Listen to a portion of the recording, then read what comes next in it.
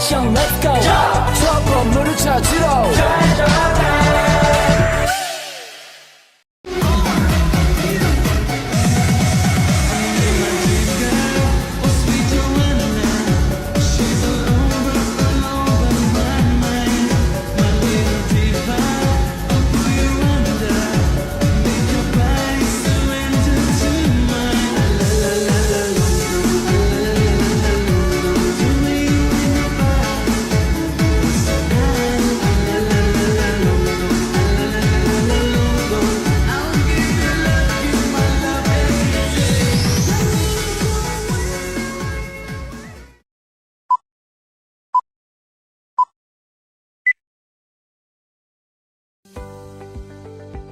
Baik, materi yang pertama ialah masalah implementasi antara kesenjangan katakan dengan lakukan. Organisasi terkadang mengatakan mereka akan melakukan sesuatu, namun kemudian tidak melakukannya. Ini adalah kesenjangan antara katakan dengan lakukan, yang dapat dengan mudah terjadi ketika strategi sumber daya manusia dilibatkan. Von Braun dan kawan-kawan pada tahun 1984 mencatat bahwa inisiatif strategi SDM tidak memiliki daya tahan karena di banyak perusahaan itu banyak waktu dan pemikiran yang dihabiskan untuk menganalisis dan merencanakan strategi, namun sangat sedikit untuk mengimplementasikannya. Penelitian yang dilakukan oleh Guest dan Conway pada tahun 2011 menghasilkan kesimpulan bahwa ada 3 elemen dalam model logis efektivitas SDM. Praktik SDM harus ada, harus efektif, dan harus diterapkan secara efektif. Selanjutnya, proses implementasi. Model penyerapan strategi sumber daya manusia dihasilkan oleh Guest and Bohnetlis. Mereka mengidentifikasi 4 tahap, yang masing-masing merupakan persyaratan penting untuk tahap berikutnya. Yang pertama, keputusan untuk memperkenalkan praktik SDM. Yang kedua, kualitas praktik SDM. Yang ketiga, penerapan praktik SDM. Yang keempat, kualitas implementasi.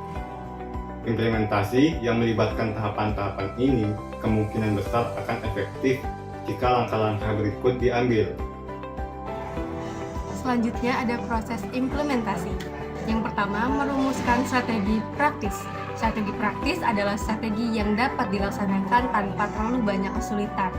Strategi sumber daya manusia haruslah dirumuskan secara praktis agar dapat diimplementasikan dengan mudah tanpa terlalu banyak kesulitan. Hal ini melibatkan pemikiran yang cermat terhadap hambatan-hambatan yang mungkin muncul dalam pelaksanaannya. Yang kedua, yaitu melibatkan orang dalam proses. Penting untuk melibatkan orang-orang yang akan mempengaruhi sumber daya manusia dalam proses perumusan dan juga implementasi strategi tersebut. Orang-orang yang terlibat dalam proses pengembalian keputusan akan lebih cenderung mendukung strategi yang telah dibuat. Selanjutnya, yang ketiga, komunikasi yang efektif. Penting untuk mengkomunikasikan rincian strategi kepada manajer lini dan juga karyawan. Komunikasi tersebut haruslah menjelaskan apa yang diusulkan, mengapa diusulkan, atau menunjukkan manfaat bagi organisasi dan juga karyawan. Bagaimana cara kerjanya, siapa yang akan terkena dampaknya, dan juga jadwal pengenalannya. Lalu yang keempat, ada membangun keterampilan yang diperlukan. Implementasi strategi sumber daya manusia yang sukses memerlukan pengembangan keterampilan baru atau peningkatan keterampilan yang sudah ada. Ini berlaku baik untuk karyawan secara umum maupun untuk manajer lini yang harus dilatih dalam apa yang harus dilakukan untuk melaksanakan strategi tersebut. Yang kelima, memantau dan memulai kemajuan. Penting untuk terus menyatukan dan memulai kemajuan implementasi strategi sumber daya manusia. Dengan melakukan pemantauan, perbaikan, dan evaluasi secara berkala, organisasi dapat mengetahui sejauh mana strategi tersebut berhasil dan dapat mengambil tindakan korektif jika diperlukan. Selanjutnya, peran manajer lini dalam implementasi strategi SDM. Manajer lini memiliki peran penting dalam implementasi strategi sumber daya manusia. karena mereka berperan sebagai penghubung antara kebijakan SDM yang dirancang oleh tim SDM dan karyawan di tingkat operasional. Manajer lini membutuhkan dukungan dan pelatihan yang mampu untuk menjalankan kebijakan SDM dengan baik.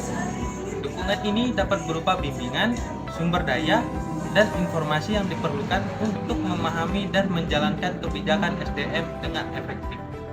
Pelatihan juga diperlukan untuk memastikan bahwa manajer lini memiliki keterampilan yang diperlukan dalam mengelola aspek-aspek SDM di tim mereka. Selain itu, manajer lini juga bertanggung jawab untuk mengelola perubahan yang terjadi akibat penerapan strategi SDM. Mereka perlu mampu mengelola perubahan secara efektif pada tingkat waktu, termasuk memastikan bahwa karyawan memahami perubahan yang terjadi, mendukung mereka dalam menghadapi perubahan, dan memastikan bahwa tujuan strategi SDM tercapai dengan baik. Yang selanjutnya yaitu pentingnya kemitraan antara manajemen sumber daya manusia dan manajer lini. Pentingnya kemitraan antara manajemen sumber daya manusia dan manajer lini dapat dilihat dari beberapa aspek.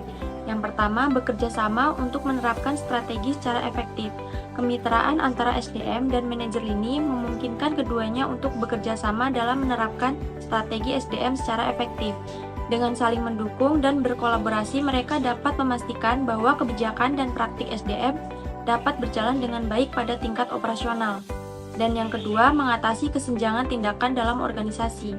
Kemitraan antara SDM dan manajer lini membantu mengatasi kesenjangan tindakan yang sering terjadi di organisasi, di mana kebijakan yang diumumkan tidak selaras dengan tindakan yang dilakukan di lapangan.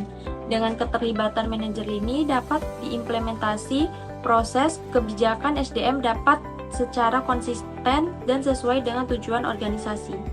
Dan yang ketiga yaitu melibatkan manajer lini dalam proses implementasi. Manajer lini memiliki peran kunci dalam implementasi kebijakan SDM karena merekalah yang berinteraksi langsung dengan karyawan. Melibatkan mereka dalam proses memastikan implementasi bahwa kebijakan yang dibuat dijalankan dengan baik di tingkat operasional dan sesuai dengan kebutuhan tim dan departemen pemimpin mereka. Dan yang terakhir yaitu memberikan dukungan dan pelatihan yang diperlukan untuk manajer lini. Kemitraan antara SDM dan manajer lini juga mencakup memberikan dukungan dan pelatihan yang diperlukan bagi manajer lini. Hal ini penting untuk memastikan bahwa mereka memiliki keterampilan dan pengetahuan yang diperlukan untuk menjalankan kebijakan SDM dan mendukung pengembangan karyawan di bawah kepemimpinannya. Selanjutnya adalah masalah SDM yang dihadapi The Children Trust. The Children Trust menangani beberapa masalah terkait sumber daya, antara lain yang pertama adalah kurangnya keterampilan dan pergantian staf yang tinggi. Organisasi ini mengalami kekurangan keterampilan di antara stafnya, yang dapat menghambat kinerja dan juga pertumbuhan organisasi. Selain itu, tingginya tingkat pergantian staf juga dapat menyebabkan ketidakstabilan dalam organisasi dan mempengaruhi keberlangsungan operasional. Nah, yang kedua itu ada tantangan dalam musim panas dan retensi. The Children Trust mengatasi tantangan dalam musim dingin dan retensi karyawan. Hal ini dapat disebabkan oleh berbagai faktor, seperti kurangnya daya tarik organisasi sebagai tempat kerja, kemudian kurangnya program pengembangan karyawan, atau kurangnya intensif untuk mempertahankan karyawan yang berkualitas. Selanjutnya adalah program perubahan yang sukses dipimpin oleh Kepala SDM di The Children Trust. Program perubahan yang sukses dipimpin oleh Kepala SDM di The Children Trust melibatkan serangkaian intervensi SDM yang masuk akal dan terencana dengan baik. Program ini dilaksanakan secara bertahap selama 18 bulan dengan dukungan penuh dari Dewan Arah. Beberapa fitur utama dari perubahan program tersebut meliputi, jadi yang pertama itu adalah masalah rekrutmen dan retensi diatasi dengan memasukkan isu-isu SDM ke dalam agenda tim senior yang bertemu lebih sering dan mempertimbangkan masalah seperti rekrutmen dan retensi. Kemudian yang kedua adalah program pengembangan untuk manajer senior yang disampaikan oleh konsultan eksternal untuk membantu mereka meningkatkan keterampilan dan kepercayaan diri. Program ini meliputi pelatihan analisis kebutuhan, pengujian psikometrik, dan penilaian 360 derajat. Selanjutnya yang keenam ada program perubahan yang sukses yang dipimpin oleh Kepala Sumber Daya Manusia di The Children Trust. Yang pertama itu peningkatan gaji sakit dan kinerja manajemen dilakukan dengan pendekatan yang rendah hati yang menekankan peluang pengembangan daripada kebutuhan perubahan. Yang kedua itu ada deskripsi pekerjaan baru dibuat untuk memastikan peran posisi dan tanggung jawab yang jelas dalam setiap organisasi. Kesimpulannya yaitu penerapan strategi sumber daya manusia mengatasi kesenjangan tindakan dengan melibatkan manajer lini dalam proses penerapan, berkomunikasi secara efektif, membangun keterampilan yang diperlukan, memantau kemajuan, dan mengelola perubahan secara efektif. Manajer lini memainkan peran penting dalam menerapkan strategi sumber daya manusia dan memberikan mereka dukungan serta pelatihan adalah hal yang penting. Fungsi manajemen sumber daya manusia juga memainkan peran penting dalam memfasilitasi perubahan dalam organisasi. Sheldon Trust berhasil mengatasi permasalahan sumber daya manusia melalui program perubahan yang dipimpin oleh Kepala Sumber Daya Manusia dengan fokus pada rekrutmen, pengembangan, gaji, dan deskripsi pekerjaan. Kolaborasi antara fungsi manajemen sumber daya manusia dan manajer lini sangat penting untuk penerapan strategi yang efektif. Baik, di bab 10 ini kita akan membahas the strategic role of people professional. Sebab pertama ini kita akan membahas people professional, peran strategis dasar mereka. Peran strategis para profesional sumber daya manusia adalah untuk memahami misi strategis organisasi dan mendukung pencapaian misi tersebut dengan mengembangkan dan membantu menerapkan strategi sumber daya manusia yang tepat. Ini merupakan tugas yang berat, dan Brown dan kawan-kawan tahun 2019 menekankan bahwa untuk memenuhinya diperlukan kemampuan berikut. Yang pertama itu pemahaman nyata tentang bisnis dan kemampuan untuk bekerja sama dengan para senior. Yang kedua, kemampuan untuk mengidentifikasi dan memprioritaskan permasalahan masyarakat. Yang ketiga, memahami jangka waktu penyelesaiannya. Dan yang keempat ini membantu manajer untuk melihat hal praktis solusi. Materi selanjutnya yaitu peran kemitraan people profesional. Anggota fungsi manajemen sumber daya manusia harus mengadopsi pendekatan kemitraan dengan manajer lini ketika merumuskan dan menerapkan strategi sumber daya manusia. Hal ini merupakan komponen penting dari peran ini setelah aktivitas yang lebih jelas, yaitu mengkomunikasikan strategi, menyiapkan dan mengelola program keterlibatan, pembinaan dan pelatihan, memantau implementasi, mengevaluasi efektivitas strategi dan mengusulkan tindakan perbaikan yang diperlukan. Kemitraan berarti bekerja dengan manajer lini, menggunakan pendekatan bersama untuk menangani masalah, menyelesaikan masalah, dan yang terpenting untuk memperkenalkan kebijakan dan praktik manajemen sumber daya manusia yang baru. Ketika bertindak sebagai mitra, sumber daya manusia yang profesional harus menunjukkan kepada manajer lini bahwa mereka memahami situasi di mana manajer lini beroperasi dan tekanan yang mereka hadapi.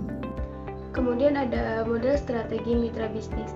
Model strategi mitra bisnis merupakan pendekatan yang menekankan pentingnya kerjasama antara sumber daya manusia profesional dengan pemimpin bisnis untuk meningkatkan kinerja bisnis secara keseluruhan. Model ini mengoperasionalkan konsep peran mitra bisnis yang dilakukan oleh para profesional sumber daya manusia. Profesional sumber daya manusia seperti Direktur Sumber Daya Manusia, Kepala Fungsi Manajemen Sumber Daya Manusia, dan Mitra Bisnis Sumber Daya Manusia memiliki peran penting dalam menyelesaikan strategi sumber daya manusia dengan tujuan bisnis. Mereka diharapkan memiliki kemampuan untuk mengidentifikasi peluang bisnis, melihat gambaran besar, dan memahami bagaimana peran mereka dapat membantu mencapai tujuan bisnis perusahaan. Mereka juga diharapkan dapat mengintegrasikan aktivitas mereka secara erat dengan manajemen puncak dan memastikan bahwa aktivitas mereka memenuhi tujuan strategi jangka panjang. Dengan demikian, model strategi mitra bisnis memainkan peran kunci dalam memastikan bahwa strategi sumber daya manusia terintegrasi dengan tujuan bisnis dan memberikan nilai tambah bagi organisasi secara keseluruhan. Dan ada peran strategi manajemen sumber daya manusia. Peran strategi manajemen sumber daya manusia ini mencakup 3 poin di dalamnya. Poin pertama yaitu peran strategi Direktur Sumber Daya Manusia. Yang Pertama, mengembangkan dan menerapkan strategi sumber daya manusia yang terlintas dengan strategi bisnis dan koheran serta saling menguntungkan.